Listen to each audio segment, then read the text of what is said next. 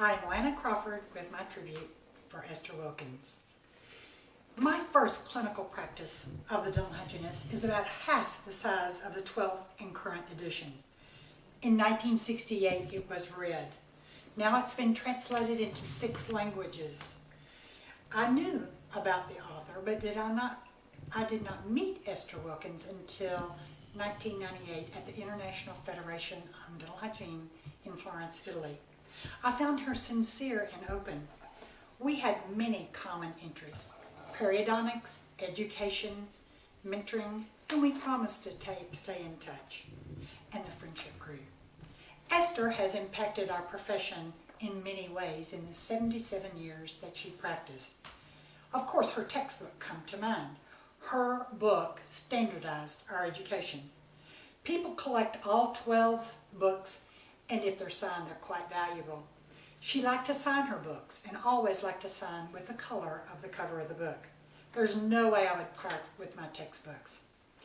Esther was passionate to learn more about dentistry, and so she, after graduation for dental hygiene school and practice, she went to dental school and later specialized in periodontics.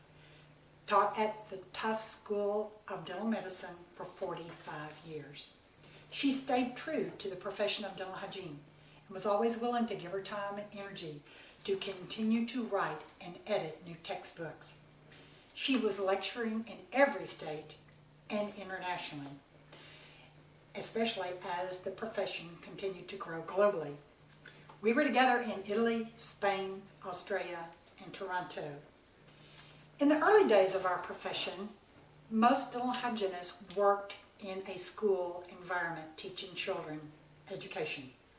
It was Esther's vision to raise the bar for us to see ourselves in a clinical practice as preventive specialists.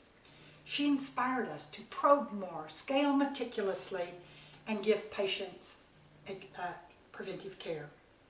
Once when Esther was in Dallas for a conference, she was a keynote speaker, and we had a reception for her. People stood in long lines to meet Esther and to have their books signed.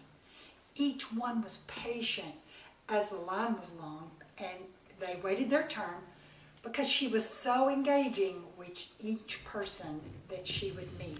She would ask about their dental hygiene experience, she would ask about their school experience, and then she would sign their books with a personal message, and always the proper color pen, of course.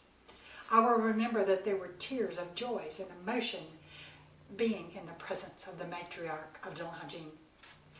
Over the years, Esther and I have been in touch, and when possible, see each other. I treasure the memory of having had a private dinner with her in Boston and touring the new Esther Wilkins Forsyth Dental Hygiene Clinic. One of my career highlights was sharing the stage with Esther, presenting at the Oklahoma Dental Hygiene Association annual meeting. That was only 6 years ago, and Esther was advanced in age, but she traveled along and managed very well. In 2013, the celebration of 100 years of dental hygiene was another monumental event that Esther was greeted by thousands of practicing dental hygienists and students. Esther wanted to live for that event, and she wanted to live to be 100. By the time her birthday was drawing near, she was in a nursing home, limited in hearing and in communication, but still very much with it. Forsyth hosted her birthday party early.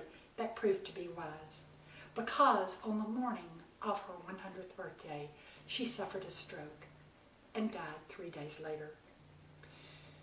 I have been committed to mentoring and to be mentored, and Esther was an important part of that equation. When I speak to students about boards and transitioning into practice, Esther and I would always collaborate and reevaluate our approach to encourage students. We agreed that to continue to grow professionally is to become a member and work together. The strength of our unity as a group is our future. Esther will be missed greatly, but always remembered. Her biographer is also my friend. The book should be in print and available this summer. Even if you didn't meet her, when you read the book, you will fall in love with Dr. Esther Wilkins.